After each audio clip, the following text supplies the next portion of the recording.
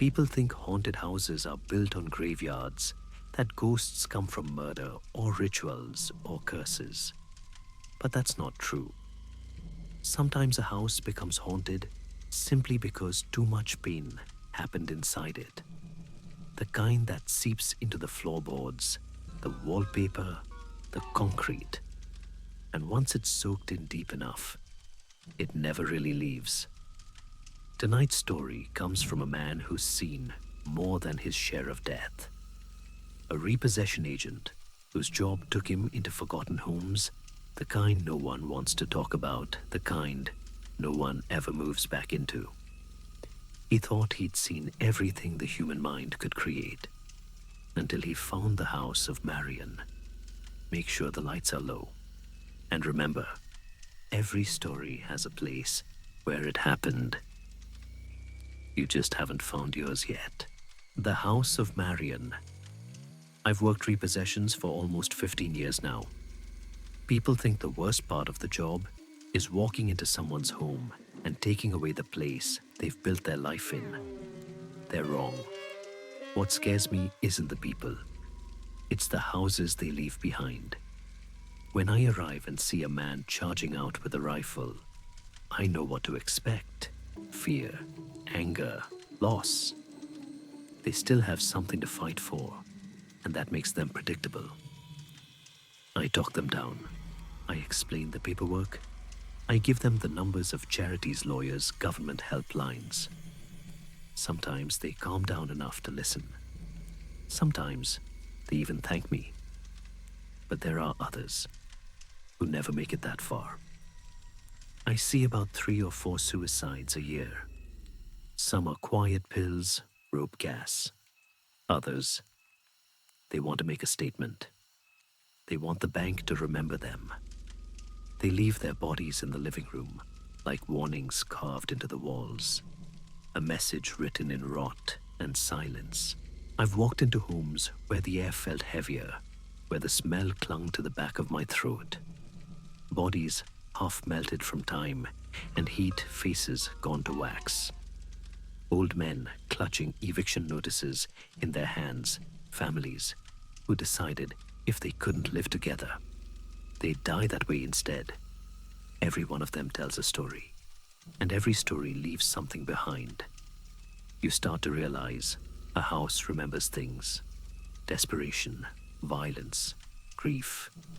It soaks into the walls like water into paper. And after long enough, it starts to leak back out. I used to think squatters were the worst of it. Stringy people with eyes like broken glass, hiding under blankets, stabbing at anything that moved. I've got scars up my forearms from the ones who didn't want to leave. And even when they're gone, the danger stays. Homemade meth labs. Rotten air that eats at your lungs. Needles buried in couches. Traps, so many traps. People get creative when paranoia becomes a religion. Broken bottles, wired to springs. Razors hidden under loose boards. Guns balanced behind doors. Once I found a baseball bat, nailed with rusty screws, splattered with old hair and dried blood. Whoever set it off had crawled out into the woods and died there. We never found him. But that wasn't the worst. Not by far. There was a trailer out in the desert, ringed with more traps than I'd ever seen. Knives, bear traps, even homemade explosives. Took a week for the bomb squad to make it safe enough to open. Inside, there wasn't much left of the man who'd lived there. Pieces of him were everywhere, floor, ceiling, walls. Not scavengers, not time. Something had torn him apart. And on the counter beside the chemicals and the glassware sat a doll. Porcelain. Old.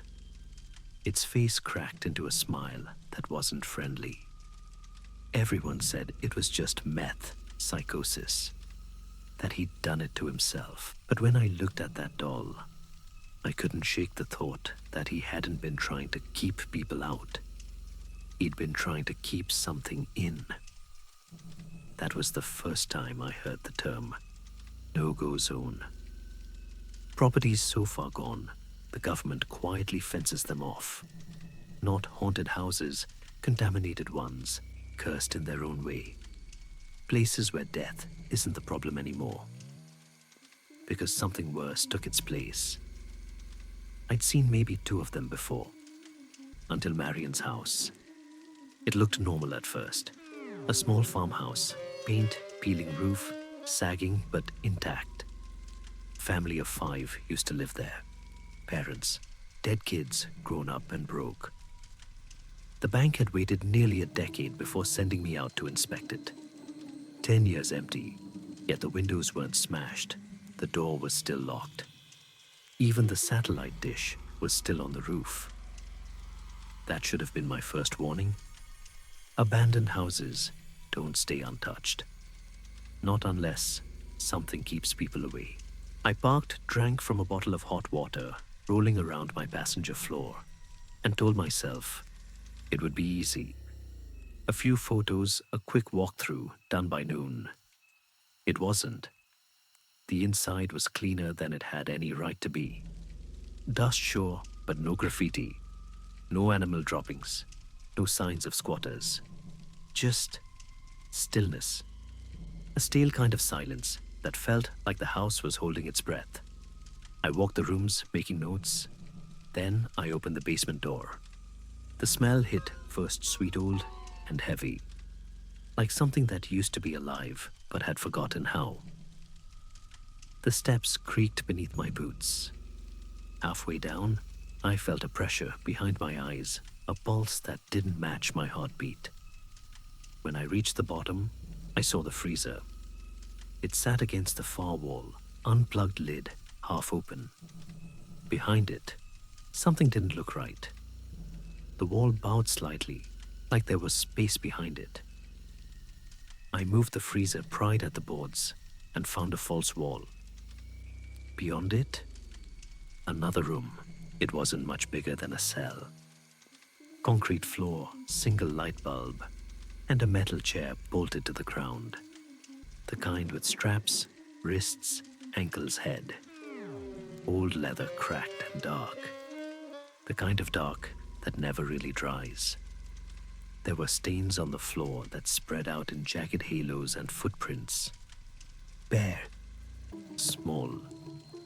They weren't made in dust or blood. They were the stain, like something soaked in it, had walked across the floor, up the wall, and onto the ceiling. I didn't move for a long time. My brain kept trying to put the scene into boxes, crime scene storage room prank. But the boxes didn't fit.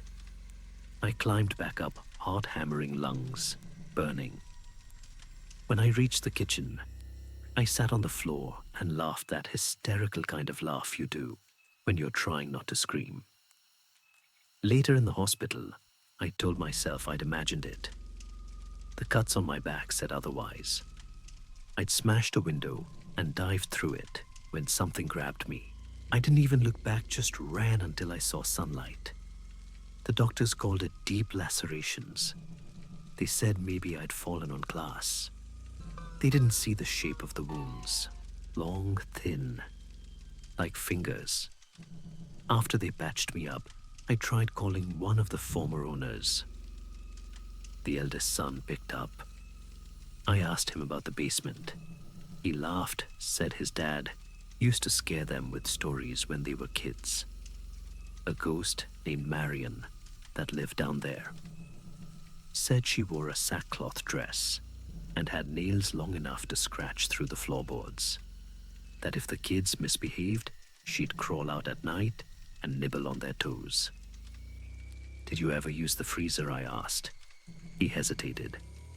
No, he said. Dad said that's where Marion slept. I didn't tell him what I'd found behind it.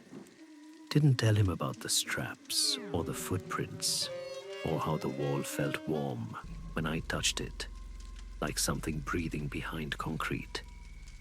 He wouldn't have believed me anyway. I went back 2 days later. Don't ask me why.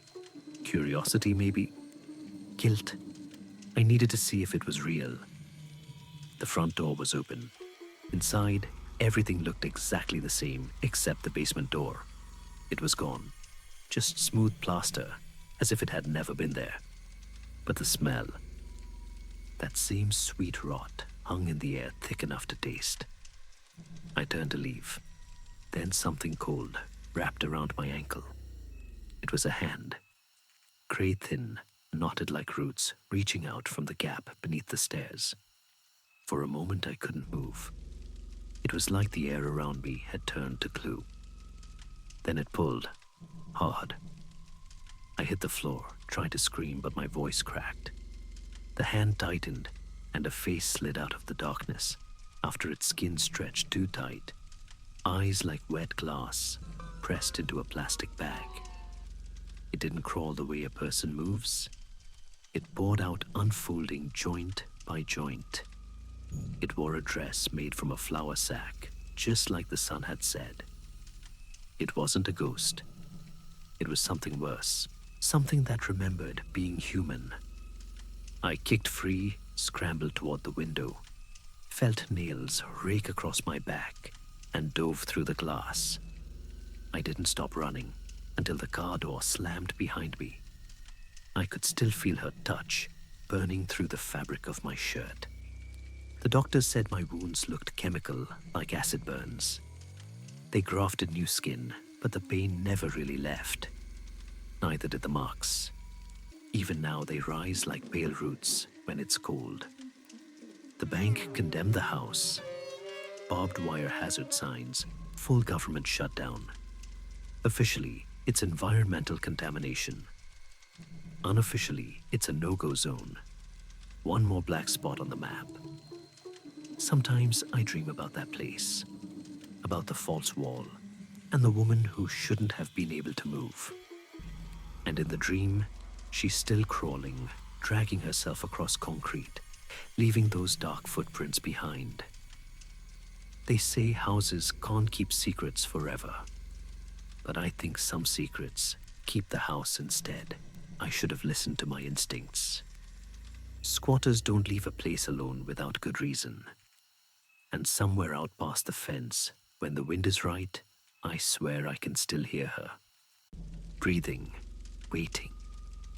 If you ever drive past a house with a government fence around it, and you see the signs, toxic gas, do not enter. Don't stop. Don't take pictures. Don't wonder what's inside. Because sometimes the warnings aren't for your lungs, they're for your soul. This has been the House of Marion. If you've ever worked a job that brought you too close to death, or a home that didn't feel empty, even when it was, you'll understand why he never went back. Some houses keep their secrets, others keep something far worse. Thank you for listening to NightLore. If you enjoyed this story, subscribe for more true horror tales. And remember, not every door should be opened. Good night, and sleep carefully.